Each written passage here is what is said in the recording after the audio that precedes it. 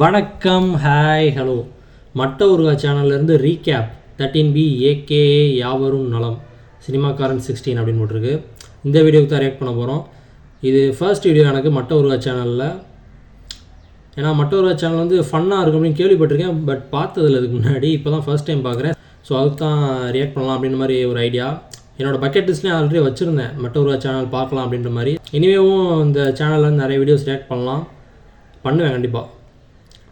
So இப்போ வீடியோக்குள்ளே போகலாம். அதுக்கு முன்னாடி யாவரும் நலம் இந்த படம் இப்போ தான் ரீசெண்டாக ஒரு 2 months முன்னாடி பார்த்தேன். யாவரும் நலம் ஒரு ரீவாட்ச் பண்ணேன்.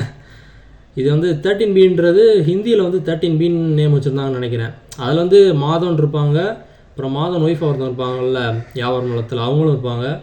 பட் அந்த அம்மா கேரக்டரு, அப்புறம் அந்த பிரதர் கேரக்டர், அவங்கெல்லாம் கொஞ்சம் ஹிந்தியில் வேறவங்களாக இருப்பாங்க. இங்கே தமிழில் வந்து சரண்யா மேம் இருப்பாங்க அம்மா கேரக்டராக. அப்புறம் அந்த டாக்டர் ஒருத்தர் பார்த்தீங்களா, அவர் வில்லன் கேரக்டர், ஒரு சைக்கோத்தனமாக அவர் பண்ணுவார்ல, அவர் வந்து 13Bலேயும் சேம் கேரக்டராக தான் இருப்பார். எனக்கு தெரிஞ்சு ரெண்டுமே ஒரே நேரத்துலேயே ஷூட் பண்ணியிருப்பாங்கன்னு நினைக்கிறேன். அந்த மூவி வந்து ஒரே நேரத்துலேயே பேரலாக அங்கேயும் இங்கேயும் எடுத்திருப்பாங்கன்னு தோணுது. அங்கேயும் இங்கேயும் மீன்ஸ் ஒரே இடம் தான், அந்த தமிழ்லேயும் சரி ஹிந்திலேயும் சரி எடுத்திருப்பாங்க அப்படின்னு தோணுது. இது இப்போ நிறையா கூட அந்த ஜிவிஎம் கூட பண்ணியிருப்பார். இந்த நீதானே என் பொன் வசம் அந்த படத்தில் கூட பார்த்தீங்கன்னா நிறையா அந்த பிஹைண்ட் த சீன்ஸ் கூட நிறையா பார்த்துருக்கலாம். இல்லை வந்து அந்த சீனே கூட அந்த ட்ரெயின் சீன் ஒன்று ஒரு பாட்டு வந்துருக்கும், ஜீவா இருப்பார் தமிழில் வந்து ஜீவா பாடிட்டு இருப்பார், பின்னாடி வந்துட்டு நானி இருப்பார். அதே வந்து தெலுங்கில் வந்துட்டு நானி வந்து பாட்டு பாடிட்டு ஜீவா பின்னாடி இருப்பார், அந்த மாதிரி இருக்கும். ஸோ அந்த மாதிரி எடுத்துருப்பாங்கன்னு தோணுது. இப்போ போயிடலாம் வீடியோக்குள்ளே. ஸ்டார்ட். டிஸ்க்ளைமர் போட்டிருக்காரு, நம்மளும் டிஸ்க்ளைமர் போடுவோம். ஏதோ கண்ட பாட்டுக்கெல்லாம் ரீமாஸ்டர் எடுக்கிறீங்களே, இந்த பாட்டை கொஞ்சம் பண்ணி விடுங்கப்பா, எல்லாம் நல்ல பிரிண்டே கிடைக்க மாட்டேங்குது.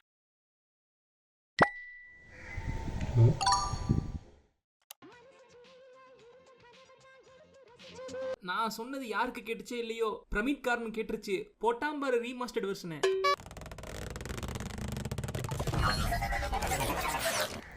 இவரோட ஃபேவரட் சாங்கா அது.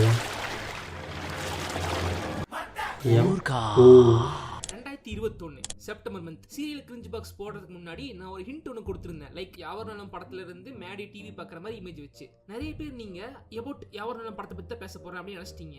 அந்த சீரியல் கிரிஞ்ச் பாக்ஸ் வீடியோ முடிஞ்ச அப்புறமும் யாவர் நலம் வீடியோ வேணும்னு கேட்டுட்டு இருந்தீங்க. அப்பவே இந்த படத்துக்கு ஒரு வீடியோ பண்ணலான்னு யோசிச்சேன், ஆனா பண்ணல. அதனால லாங் டியூ வீடியோவை இன்னைக்கு பண்ணியிருக்கேன். 4 வருஷத்துக்கு முன்னாடி கேட்ட வீடியோக்கு இந்த வருஷம் பதில் வீடியோவா? யாவர் நலம் directed by Vikram K Kumar.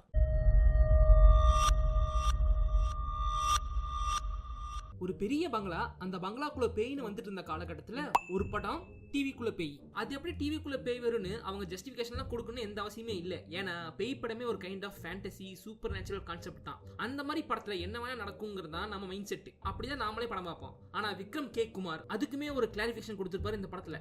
அதாவது மனுஷ உடம்புக்குள்ள ஆவி புகுந்துருச்சுன்னு சொன்னா எல்லாராலையும் ஈஸியா நம்ப முடியல. ஆனா ஒரு டிவி ரொம்ப சிம்பிள் மெஷின், அதுக்குள்ள ஆவி புகுந்துருச்சுன்னா நம்ப முடியல. ஐயோ சாரே, எங்களுக்குலாம் நீங்க இவ்வளவு எக்ஸ்பிளைன் பண்ண அவசியம் இல்ல சாரே. என்ன படம் வேணா எடுங்க சார், நாங்க பாக்குறோம். பொதுவா இந்த கோஸ்ட் அண்ட் ஸ்பிரிட்டை ரெப்ரசன்ட் பண்றதுக்கு 13 நம்பரை தான் யூஸ் பண்ணுவாங்க.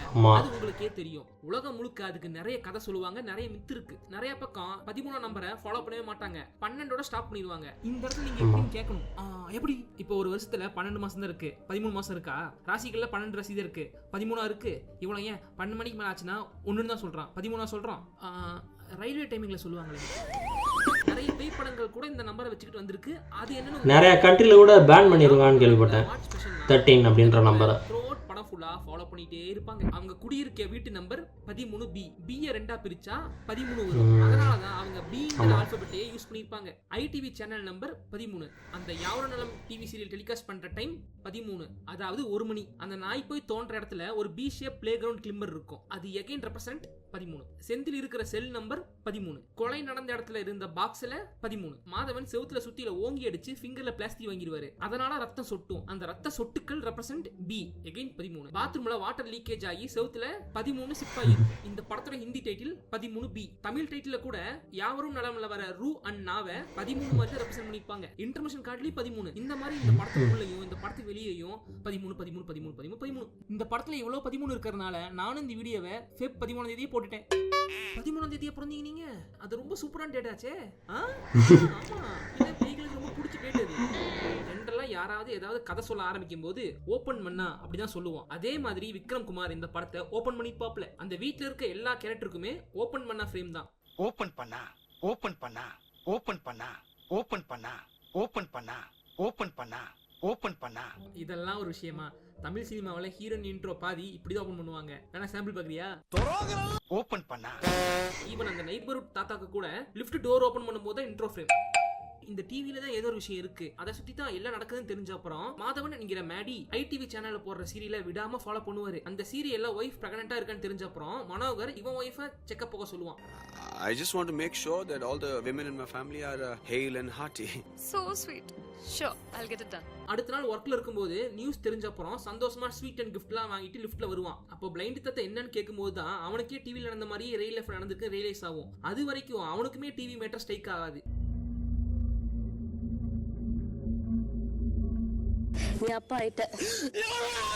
லிஃப்ட்ல போகும்போதெல்லாம் அது ஒர்க் ஆகாது. இதே மத்தவங்க ஏறும்போது ப்ராப்பரா வேலை பார்க்கும். ஒவ்வொரு தடவையும் ஸ்டெப்ல ஏறி இறங்குவான். இதே வைஃப் பிரெக்னன்ட்டா இருக்கிற அன்னைக்கு தான் நெய்பர்ஹுட் தாத்தா லிஃப்ட்ல இருப்பாரு. அப்ப இவனும் கூட சேர்ந்து ஏறுவான். அப்பதான் லிஃப்ட் ஒர்க் ஆகிறத ரியலைஸ் பண்ணுவான். அதுக்கப்புறம் லிஃப்ட்ல போகும்போதெல்லாம் ஒரு ஆளை கூட கூட்டிட்டு போய் வரத வழக்கமா வச்சுப்பான். லிஃப்ட்லயே லிஃப்ட் அடிச்ச ஒரே ஆள் நீதாயா மனோகர்? எப்போ மனோகர் ஒய்ஃபை தூக்கிட்டு ஹாஸ்பிட்டல் போனானோ அப்பவே வில்ல யாருன்னு நமக்கு காமிச்சிருவாங்க. மனோகர் அவங்க ஃபேமிலி டாக்டரை மீட் பண்ணி பிரியாவோட மெடிக்கல் கண்டிஷன் விசாரிக்கும் போது பின்னாடி 333 நம்பர் ரெப்ரசென்ட் பண்ணுவாங்க. தட் மீன்ஸ் இந்த ஆள் தான் ஈவில்னு இன்டெரக்டா நம்ம கிட்ட சொல்லிட்டு இருப்பாங்க. இருங்க இப்போ உடனே போய் what's the meaning of 333 Google பண்ண வேணாம், நானே சொல்லிடுறேன். 666 3 6 வந்தா சாத்தான குறிக்கணும். இந்த ஓமன் ஜென்மன்ஸ் நம்பர்லாம் பார்த்து நீங்களே புரிஞ்சு வச்சிருப்பீங்க.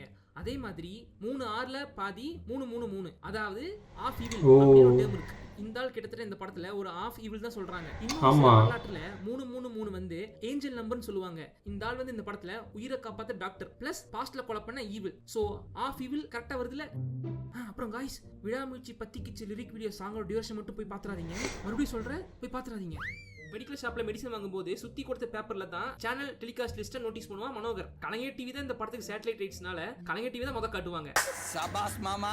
அப்போ ஐடிவி ப்ரோகிராம் லிஸ்ட்ல பேப்பர்ல பாக்கும்போது பக்கத்துல ஒரு ஸ்டாச்சு ஹைலைட் தெரியுற மாதிரி ஃப்ரேம் வச்சிருப்பாங்க. அந்த சீன்ல நாம எல்லாரும் மாதவன் தான் பார்ப்போம். ஸ்டாச்சுவை பார்த்திருந்தாலும் பெருசா நோட்டீஸ் பண்ணிருக்க மாட்டோம். மனோகர் தான் போலீஸ் ஃப்ரெண்ட மப்டியில கூட்டிட்டு டாக்டர் கிட்ட டிவி மர்மத்தை பத்தி விசாரிக்கலான்னு ஹாஸ்பிட்டல் வரும்போது அந்த ஃப்ரேம்ல doctor, Manohar, police friend and அந்த போட்டோ ஃப்ரேமும் அந்த ஃப்ரேம்ல இருக்கும். செந்தில் ஹாஸ்பிட்டல்ல ஒரு நாள் பிப்ரவரி 21ஆம் தேதி தான் டிவி பார்க்கும்போது டிவியை பார்த்து வயலன்ஸா பிஹேவ் பண்ணான்னு கேர்டேக்கர்ஸ்லாம் சொல்லுவாங்க. அதே 21ஆம் தேதியில படம் ஸ்டார்டிங்ல இவங்க டிவில டாக்டரோட ப்ரோகிராம ஃபேமிலியோட உட்கார்ந்து பார்த்துட்டு இருப்பாங்க. பர்టిక్యులரா அந்த 21ஆம் தேதி நம்ம மைண்டுக்கு ரெஜிஸ்டர் ஆகணுங்கிறதுக்காக கேலண்டரை காமிச்சு மனோகர் அம்மா தேதி 21 ஆச்சு, ஃபிளாட் மெயின்டெனன்ஸ் பில் கட்டிடு மனோகர்னு மனோகர் பார்த்து சொல்ற மாதிரி காட்டுவாங்க. இந்த படத்துல இந்த ஒரு இடத்துல மட்டும்தான் கேலண்டர் டேட்டா க்ளோஸ்ல காட்டுவாங்க இந்த பர்பஸ்க்காகவே. அந்த பிசிய பிளே கிரவுண்ட் கிளிம்மர் செகண்ட் ஹாஃப்ல நாய் தோன்றப்ப மட்டும் நமக்கு ஃபர்ஸ்ட் அதை காட்டியிருக்க மாட்டாங்க. அதுக்கு முன்னாடியே படம் ஆரம்பிச்சப்பவே மனோகர் ஆபீஸ் கிளம்பும்போது நமக்கு இன்ட்ரோடியூஸ் பண்ணிச்சிருவாங்க. டிவில மட்டும் அந்த ஃபேமிலி மனோகர் கூட கம்யூனிகேட் பண்ற மாதிரி காமிச்சிருக்க மாட்டாங்க. போன் மூலமாவும் முடிஞ்ச அளவுக்கு கம்யூனிகேட் பண்ணுவாங்க. மத்தவங்கள போட்டோ எடுக்கும்போது ஒன்னும் ஆகாது, மனோகரை போட்டோ எடுக்கும்போது மட்டும் கொலாப்ஸ் ஆகிருக்கும். யாரும் நிலம் சொன்னதும் இந்த சீன் தான் ஆல்மோஸ்ட் எல்லாருக்குமே மைண்டுக்கு வரும். ஏன்னா இந்த சீன் மட்டும் தான் டிவில போட்டு காமிச்சிட்டு இருப்போம். அப்போ நானும் இந்த சீனை பார்த்துட்டு எங்க வீட்டுல இந்த சின்ன சாம்சங் மொபைல்ல நிலவுக்கு அந்த சீன் நின்னு ஒரு போட்டோ, நிலவுக்கு இந்த சீன் ஒரு போட்டோ எடுத்து விளையாண்டு இருப்பேன். அதெல்லாம் ஒரு காலம். டிவி சீரியலை விடாம ஃபாலோ பண்றதுக்காக டெய்லி லஞ்சுக்கு வீட்டுக்கு வந்துருவோம் மனோகர். மனோகர் 1 மணி ஆக போதான். என்னாதோ மணி 1 ஆயிருச்சா?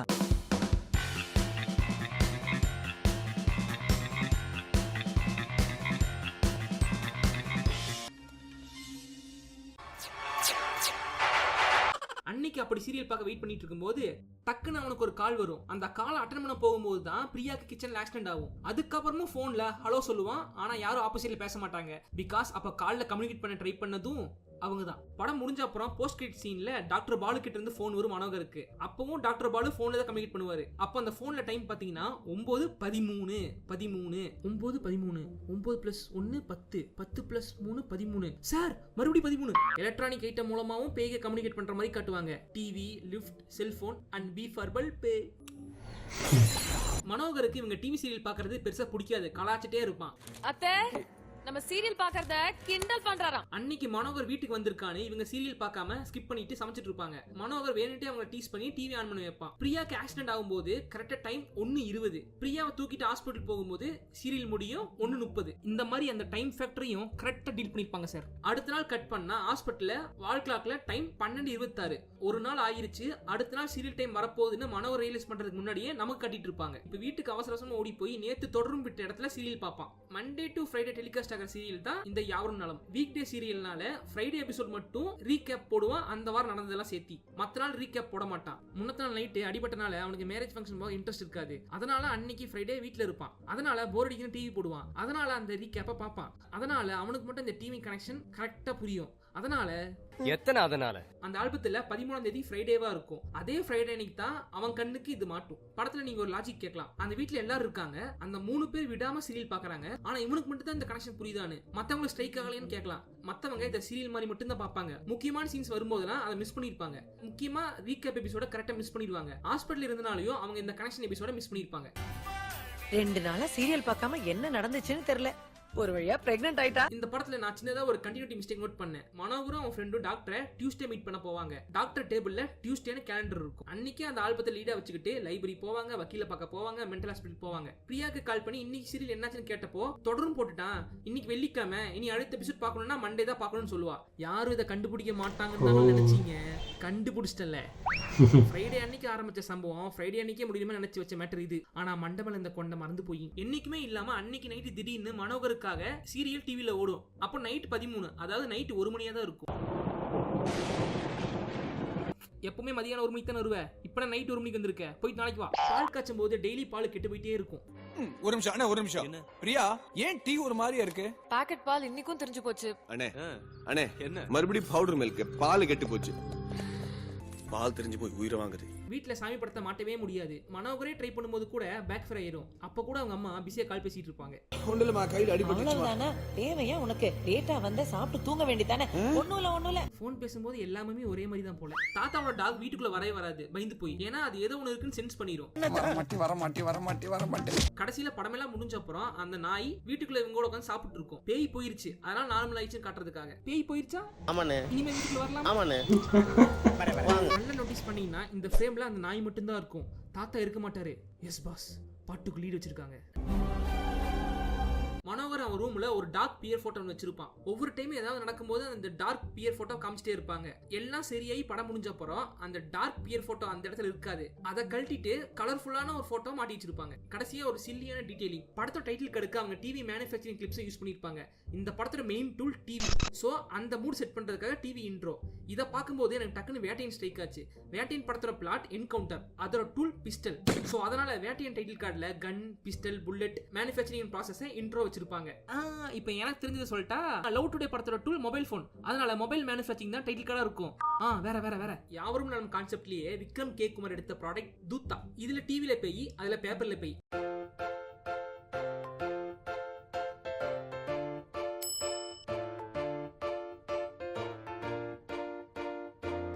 யாவரும் நல்லா ரிலீஸ் ஆன அதே வருஷம் தான் இதே மாதிரி இன்னொரு கோட்டட் பேய் படம் வந்துச்சு. என்ன படம்? ஈரம் யாவரும் நலம். டே அமாவாசை, இதுல அவளும் வருவாடா. ஏன் பாஸ், நாளைக்கு தானே லவ்வர்ஸ் டே, இன்னைக்கே அவளை நினைச்சு ஃபீல் பண்ண ஆரம்பிச்சிட்டீங்க? நான் ஈரம் பார்த்தது இல்ல. யாவரும் நலம் வந்து பைலாங்குவல் மூவி, தமிழ் அண்ட் ஹிந்தில எடுத்தாங்க. தமிழ் ஹிந்தின்னு அதுக்கேற்ற மாதிரி ஆர்டிஸ்ட மாத்தி எடுத்தாங்க. அதனாலேயே படத்துல நிறைய அந்நிய முகங்கள் உங்க கண்ணுக்கு தெரியும்.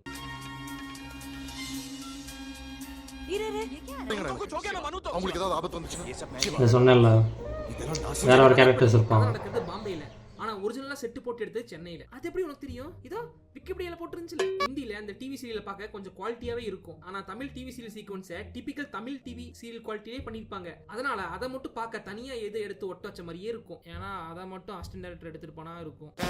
இதுல நீதி சந்திராவை பார்க்கும்போது முதல்ல நமக்கு யாருன்னே தெரியாது. தீராதி விளையாட்டு பிளே படம் பார்த்த அப்புறம் தான் அவங்களோட அருமை என்ன தெரிஞ்சிச்சு. யாவரல் படத்தை பத்தி பேசிட்டு டிஓபி அண்ட் பேக்ரவுண்ட் ஸ்கோர் பத்தி பேசுறது நல்லா இருக்காது. பேய் படத்துக்குன்னு ஒரு சில டிஓபி டெக்னிக்ஸ் இருக்கும். நார்மலா வைக்கிற ஷாட்ஸை விட நிறைய ஹோம்வொர்க் பண்ணி வைப்பாங்க. இதுல பிசிசிஎம் வச்ச ஷாட்ஸ் எல்லாம் சூப்பர், அமேசிங், மார்வெல்ஸ், எக்ஸ்ட்ரானரி. இவங்க இந்த படத்துக்கு செட் பண்ண கலர் டோன் தமிழ் சினிமாவுக்கு அந்த டைம்ல ரொம்ப புதுசு. இந்த கலர் டோன் தான் இன்னும் வரை நீங்க இந்த படத்தை பார்க்கும்போது ஆமா அந்த மாதிரி கிரீனிஷா அந்த பாத்தீங்களா, அந்த மாதிரி கிரே கிரீனிஷ் அந்த மாதிரி இருக்கும். யாவரும் நலம் பதிமூணுன்னு சொன்னா எப்படி ஃபர்ஸ்ட் அந்த ஃபோன் சீன் ஞாபகம் வருமோ அதுக்கப்புறம் ஞாபகம் வருது இந்த பிஜிஎம் தான்.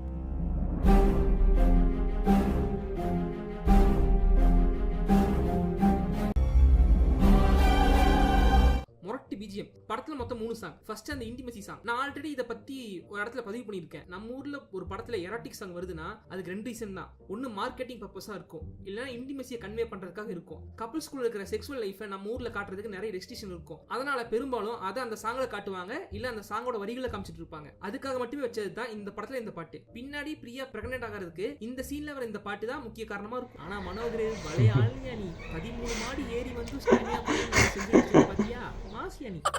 கடைசியில வேற என்ன செக்ஸி ப்ரொமோஷன் சாங். ஹிந்தில படம் முடிஞ்ச அப்புறம் எப்பவுமே போஸ்ட் கிரெடிட் சாங் வைக்கிறது ஒரு கல்ச்சர். அப்படி வைக்கிற அந்த சாங்கை தான் டிவில கொடுத்து அடிக்கடி டெலிகாஸ்ட் பண்ணி மார்க்கெட்டிங் பண்ணுவாங்க. அதுக்காக எடுத்த ஒரு ஹாட் சாங் தான் இது. இந்த பாட்டை எஸ்எஸ் மியூசிக்ல அடிக்கடி அப்ப போடுவான். அப்போ இந்த பாட்டுல ரச்சனா மௌரியாவை பார்க்கும் போதெல்லாம் எனக்குள்ள ஒரு உணர்ச்சி ஏற்படும். அதுக்கு என்ன மீனிங்னு அப்ப புரியல, அதுக்கப்புறம் தான் புரிஞ்சுச்சு. சின்ன வயசுல செக்ஸிங்கிற வார்த்தையே நான் கெட்ட வார்த்தை நினைச்சிட்டு இருந்தேன்.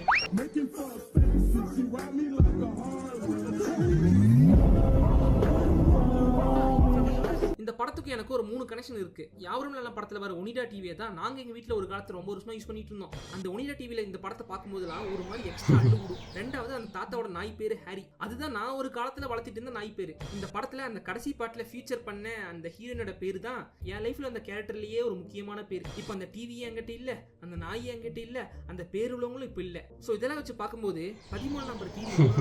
இந்த படத்துல ஏன் டிவி சேனல் பேரு ஐடிவி வச்சாங்க தெரியுமா? உங்களுக்கு தெரியுமா? 13th லெட்டரோ.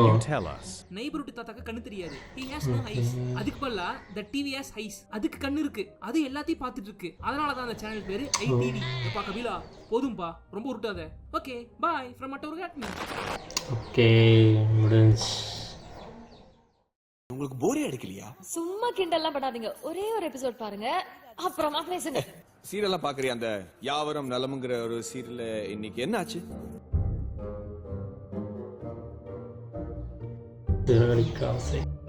ஆக்சுவலாக இவர் வந்து ரொம்ப ஹிடன் டீட்டெயில்ஸ்லாம் நிறைய நோட் பண்ணி சொல்லியிருக்காரு. நான் இந்த அளவுலாம் நோட் பண்ணதில்ல. அவர் ஸ்டார்டிங் சொன்னார் பார்த்தீங்களா, அந்த 13ன்ற அந்த நம்பரு அடிக்கடி ரெப்பிட்டேட்டிவாக நிறைய இடங்களில் வந்துச்சு அப்படின்னு. அதில் நான் வந்து ஒரு கிட்டத்தட்ட அவர் எத்தனை சொன்னார்னு தெரில, அதில் ஒரு 4-5 கிட்ட தான் நான் நோட் பண்ணது. இந்த சவத்தை அடிக்கும் போது அந்த அப்புறம் அந்த ப்ளே கிரவுண்டில் அந்த மாதிரி ஒரு சில இடங்கள், அப்புறம் சட்டு ஞாபகம் மாட்டேங்குது. இவர் நிறையா நோட் பண்ணியிருக்கார் பயங்கரமாக. அந்த அப்புறம் அந்த 333 அப்படின்னு ஒரு இது சொன்னார்ல, ஹாஃப் ஈவில் அப்படின்னு, அதுவும் செம்ம டேம். 666 கூட அந்த இதுக்கு சொன்னார், சாத்தானோட அந்த நம்பர் அதோட கேள்விப்பட்டிருக்கேன். அந்த 333ன்றதுக்கு அந்த இது நல்ல உதாரணம், ஹாஃப் ஈவில் அப்படின்ற மாதிரி. யாவரும் நலம் வந்து அதோட அந்த மியூசிக், அந்த சீரியல் மியூசிக் இருக்குது பார்த்தீங்களா, அது வரும்போதாக இருக்கட்டும், அதெல்லாம் செம்மையாக ஒரு மாதிரி திக்குன்னு இருக்குங்க, என்ன நடக்க போகுது அப்படின்ற மாதிரி இருக்கும். இவர் வந்து நல்லா நோட் பண்ணியிருக்காரு, நிறையா ஹிடன் டீட்டெயில்ஸ் நிறையா நோட் பண்ணி நல்லா சொல்லியிருக்காரு. நல்லா இருந்துச்சு, வீடியோ நல்லா இருந்துச்சு.